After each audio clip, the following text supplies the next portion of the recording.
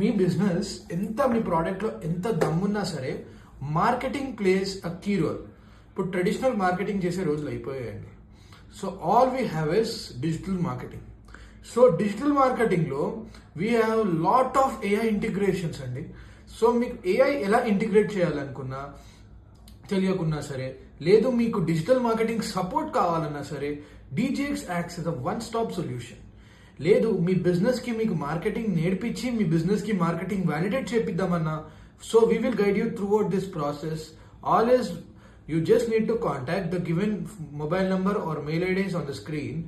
And otherwise మన వెబ్సైట్లో djxindia.com లోకి వెళ్ళి మీరు ఏమైనా రిజిస్ట్రేషన్ చేసుకొని బుక్ చేసుకోవచ్చు అపాయింట్మెంట్.